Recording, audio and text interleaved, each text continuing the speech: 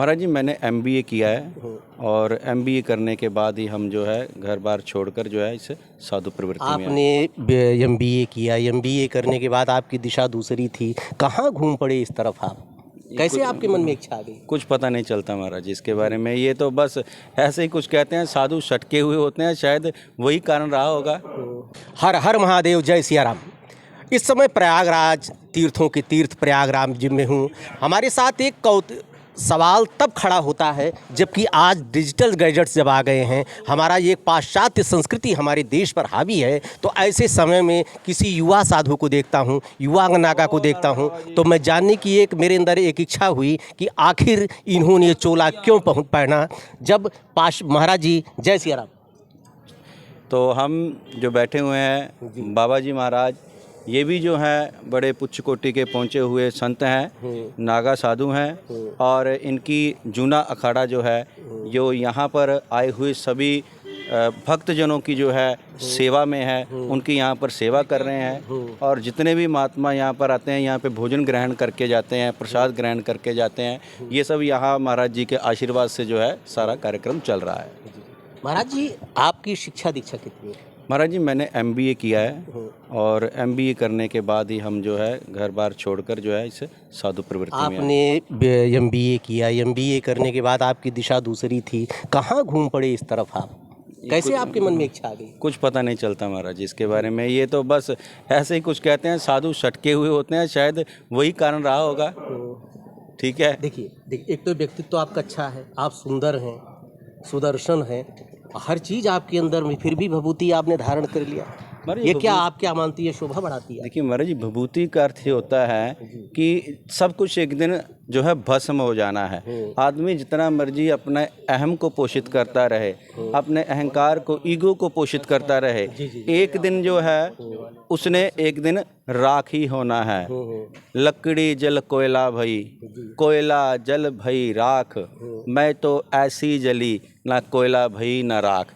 तो जो संत होते हैं इससे भी ज़्यादा जो है मतलब अपनी अवस्था को समझते हैं कि एक दिन नश्वर शरीर है, समाप्त हो जाना है, तो इसीलिए वो भस्म करवाते हैं। देखिए, संत भी दो तरह से बनते हैं आज के समय में। एक मजबूरी में भी संत बन जाते हैं, एक होता है उनके अंदर एक आध्यात्मिक प्रेरणा जन्म लेती है। आप देश की अगर सेवा करना चाहते हैं तो उसके लिए तो एक जैसे है कि आप संसार से भागे फिरते हो, भगवान को तुम क्या पाओगे। एक गृहस्थ जीवन भी एक तपस्या है, आखिर उसमें क्यों नहीं गया?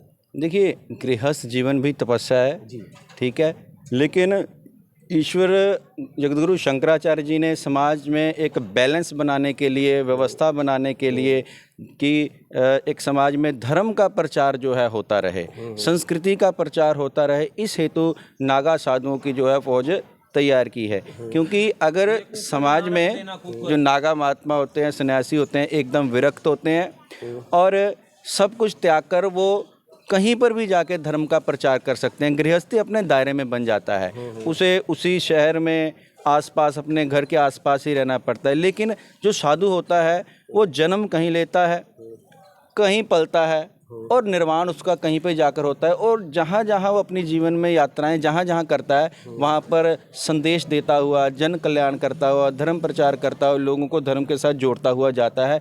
इसलिए अगर वो इस गृहस्थ में बंध जाएगा तो बंधन के कारण वो निकल नहीं पाएगा, और जो धर्म का प्रचार वो जहाँ तक कर सकता है नहीं करेगा, उसका दायरा छोटा हो जाएगा, उसका क्षेत्र सीमित हो जाएगा। तो इसीलिए साधु जो हैं वो विरक्त रहते हैं ताकि कोई बंधन ना हो।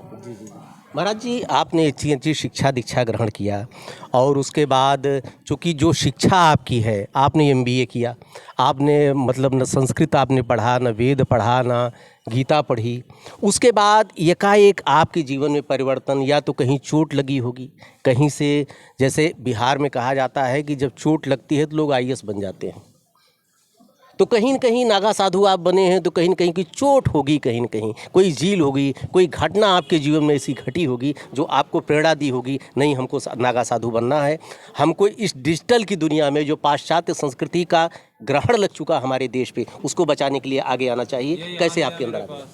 देखिए, जो पाश्चात्य संस्कृति का ग्रहण हमारे देश को लग चुका है, ये जो है इसके लिए समाज में जो है नए युवा साधु भी आ रहे हैं और जो सहयोग करने वाले महात्मा हैं, साधु हैं, वो भी सहयोग कर रहे हैं।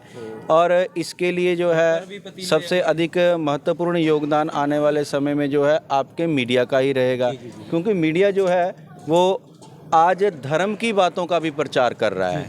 यही नहीं है कि वो सिर्फ मात्र दूसरी दुनिया भर की बातें, आज वो धर्म का भी प्रचार कर रहा है। आप देखिए कि जो भव्यता कुंभ में पहले नहीं होती थी, आज वो मीडिया के प्रचार के कारण जो है उसमें बदलाव आ रहे हैं, कमियों को दूर किया जा रहा है, लोगों को सुविधाएं मिल रही हैं और आम जनमानस भी यहाँ पहुँच पा रहा है और इस कुंभ स्नान का जो है लाभ ले पा रहा है। क्योंकि इससे कई प्रकार के हमारे शास्त्र कहते हैं कि अमृत स्नान करने से कई प्रकार के जन्म जन्मांतर के जो है दोष दूर होते हैं, इसलिए सब यहाँ आकर जो है स्नान करते हैं कुंभ में। और पाश्चात्य संस्कृति का जो ग्रहण है उसे दूर करने के लिए कुंभ भी एक शक्ति है, क्योंकि कुंभ में भारत ही नहीं पूरे देश विदेश से सभी महात्मा इकट्ठे होते हैं और यहाँ पर भारत में हो रही समस्याओं पर चिंतन भी करते हैं और चिंतन करने के बाद आगे समाज में जाकर उन्होंने काम कैसे करना है इस पर विचार करते हैं। और यहाँ पर वो धुनी रमाकर अपना जप करते हैं, अपना ध्यान करते हैं और जितना भी ये न 2-4 महीने का, ये 2 महीने भर का जो जप होता है, इसी की शक्ति, इसी का बल लेकर के वो समाज में जाते हैं और आम जनमानस को अपने आशीर्वाद के माध्यम से, प्रवचन के माध्यम से या अपने सत्संग के माध्यम से जो है कल्याण करते हैं। महाराज जी, भभूति जो आप लगाए हैं, जैसे इतनी ठंड हो रही है, ये तो और समस्या पैदा करती होगी आपके लिए। नहीं, भभूति जो है वो किसी भी प्रकार की जो है समस्या पैदा नहीं करती। एक बात हमेशा याद रखिए, क्योंकि जो हमारे शास्त्रों में, संस्कृति में अग्नि को देवता कहा गया है और वास्तव में अग्नि देवता है। आप देखिए, अब तो चलो धुने की विभूति लगाता है, पहले लोग चिता की विभूति भी लगाते थे, उसमें कैंसर जैसे रोगों से मरा हुआ आदमी भी होता था, उसकी विभूति भी लगा लेते थे, लेकिन उनको कुछ भी नुकसान नहीं होता, क्योंकि अग्नि देवता ऐसे हैं कि वो हर चीज़ को पवित्र कर देते हैं और भस्म से पवित्र कुछ भी नहीं है, क्योंकि जीवन का अंत भस्म राख की ढेरी के रूप में होना है। ठीक है, तो उस सत्य को जो है जो नागा सन्यासी महात्मा लोग सदैव याद रखते हैं और इसी प्रकार धर्म का प्रचार करते हैं और ये सत्यता हर एक मनुष्य को भी याद रखनी चाहिए। चलो लगाओ भोजन। देखिए, महाराज जी से वही हुआ कि कुछ सवाल मेरे ऐसे थे चोट पहुंचाने वाले थे, लेकिन आपको चोट नहीं लगी। यही होता है साधु में, यही विशेषता होती है। अब आज के समय में हर युवा के लिए मैं कहूँगा कि अगर आपने क्रोध छोड़ दिया और आपने चुप रहना सीख दिया, समय से कब क्या आप बोलना है, अगर आपके अंदर आ गई तो आपने फतह हासिल कर लिया। कुछ उर्दू शब्दों का भी समावेश होना ज़रूरी है, क्योंकि भाषा कोई वो नहीं होती, भाषा तो सबके लिए होती है। महाराज जी, कुछ संदेश आप देना चाहते हो अयोध्या दर्पण के माध्यम से, तो आप दे सकते हैं।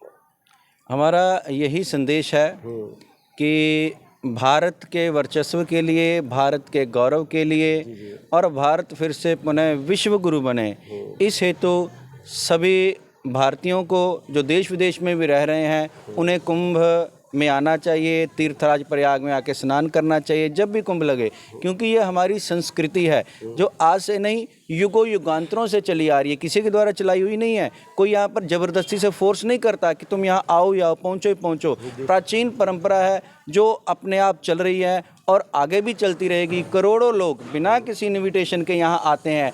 ऐसा पूरे विश्व में एकमात्र विश्व का सबसे बड़ा मेला यही है और जो देखने में मिलता है सिर्फ भारत भूमि में, और देश विदेश भी हैरान है कि बिना किसी बात के लोग क्या करने आते हैं। यही आस्था की शक्ति है, यही श्रद्धा की शक्ति है जो मात्र हमारे भारतवासियों में, भारत भूमि पर और यहाँ के साधु संत समाज में देखने में आपको मिलती है। निश्चित रूप से महाराज जी ने जो कहा उसका आप लोग चिंतन कीजिए, मनन कीजिए, उसका विश्लेषण कीजिए और यहाँ कुंभ में आइए, जो आपके अंदर एक आध्यात्मिक चेतना जगे। चूँकि हमारे यहाँ जो वेस्टर्न कल्चर आ गया है उससे निजात पाने के लिए एक हमारे यहाँ कुंभ ही साधु संतों का सानिध्य ही एक उसका हल है। देखते रहिए अयोध्या दर्पण। ढेर सारी शुभकामनाएं आपको। धन्यवाद।